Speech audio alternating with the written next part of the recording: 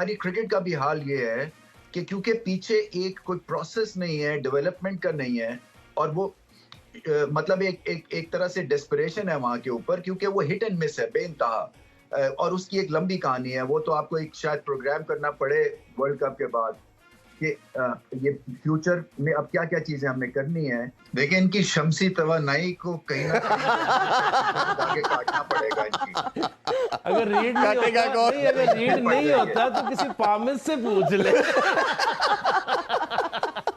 मैं समझता हूं कि आपने जो डीएनए ऑल्टरेशन की आप बात करें कि इनका डीएनए बदलने वाला है, और उसके लिए फिर साए मयूब आता है, उसके लिए मोहम्मद हारिस आता है, उसके लिए शायद आपके 2-3 और आते हैं, प्लेयर्स आते हैं, कोई रिस्ट स्पिनर ढूंढने की कोशिश है, या शादाब और नवाज का एक्सपेरिमेंट हो गया, अब हमें मूव ऑन करना है। अरविंद भाई आपसे पूछेंगे, अब शमसी सिर्फ हमारे लिए रखा उन्होंने, जैसा कुलदीप हमारे लिए रखा था उन्होंने, तो ये सारों की लॉटरी जो है लेफ्ट आर्म जितने भी स्पिनर हैं इनकी लॉटरी सिर्फ पाकिस्तान है। अब कल उसका क्या करना है, ये हाथ से रीड करने का मसला। और 2-3 चीज़ें हमें माइंड में सुनने को भी आ रही हैं साथ के, सलमान यार की इंडक्शन की जब बात की जा रही है, नवाज को दोबारा सुनने की बात आ रही है उसामा की जगह, और साथ फखर को भी ऐड करने की बात की जा रही है इमाम की जगह। ये 3 चेंजेस के हवाले से भी साथ जरूर बताइएगा। देखिए, इनकी शमसी तवानाई को कहीं ना कहीं आगे काटना पड़ेगा इनकी। अगर रीड नहीं होता, नहीं, अगर रीड नहीं होता तो किसी पामिस से पूछ ले।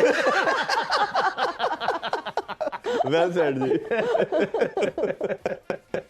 नहीं तो ये, और ये आजकल इन भी है शमसी तवानाई तो।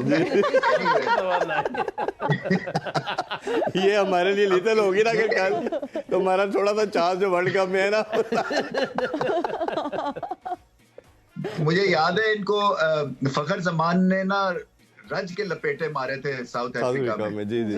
तो शायद वो एक, अगर क्योंकि आजकल तो क्रिकेट ज्यादातर चली मैचअप्स पे रही है, यू नो, स्टैटिस्टिकल डेटा पहले आता है, वो इंस्टिंक्ट खत्म हो गई है। अनफॉर्चुनेटली जो सैड पार्ट है ना आजकल की क्रिकेट का, वो ये है कि आपका कोई क्रिकेट से लेना देना बेशक हो या ना हो, आप स्टैट्स के बेस के ऊपर टीमें लड़ाते हैं, जो कि एक अनथिंकेबल सी एक स्ट्रेटजी है।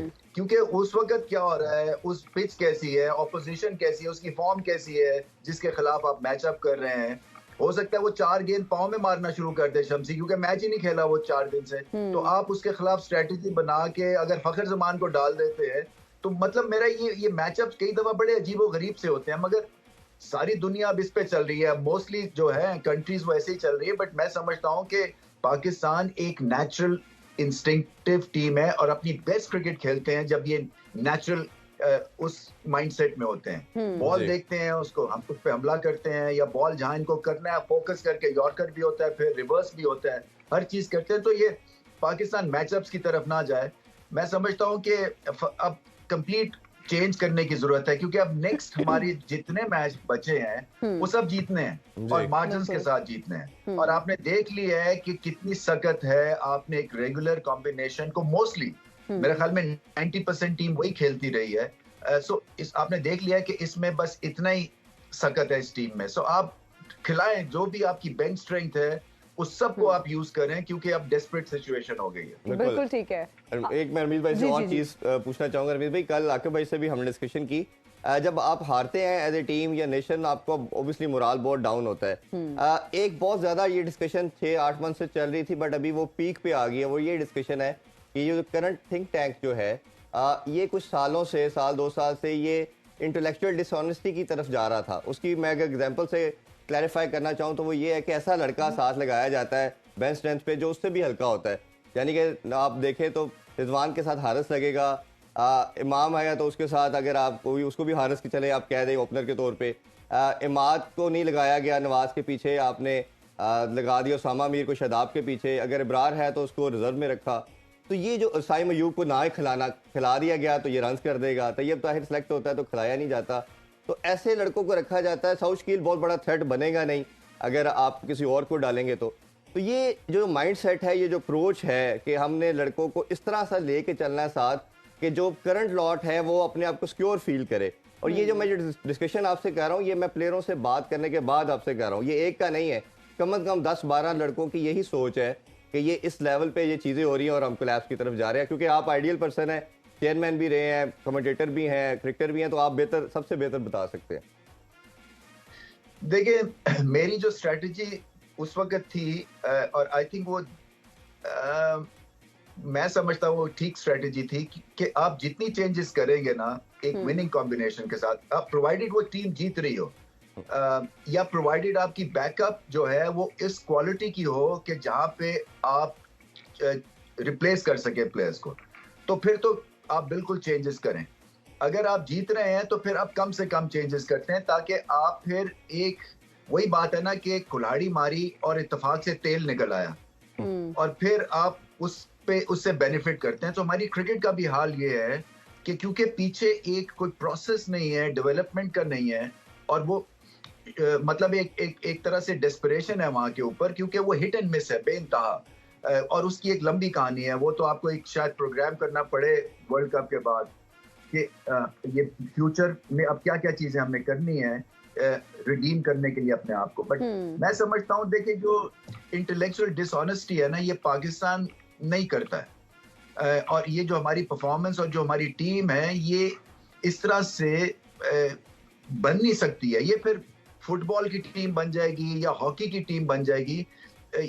इन प्लेयर्स को जो खिलाते रहे, आप रिजवान की बात कर लें तो रिजवान अपनी जगह नहीं छोड़, उनकी जगह नहीं कोई ले सकता क्योंकि 70-80 की एवरेज है उनकी ओडीआई। यहाँ आप उनका मैनरिज्म और उनका तरीका वारदात के ऊपर क्वेश्चन उठा सकते हैं मगर स्टेटिस्टिक क्वेश्चन नहीं उठ सकते हैं। इसी तरह बाबर आजम पे नहीं उठ सकते हैं। तो अच्छा, अब वो नवाज ने भी आपको मैच जिताया हुआ इंडिया के अगेंस्ट और उसके बाद फखर ने भी अच्छी परफॉर्मेंस की हुई है, या इसके अलावा शादाब जो है उनका एक बहुत ही अच्छा रन रहा है, इंक्लूडिंग आपको ऑस्ट्रेलिया के वर्ल्ड कप की परफॉर्मेंसेस याद होंगी जो उन्होंने साउथ अफ्रीका के अगेंस्ट की।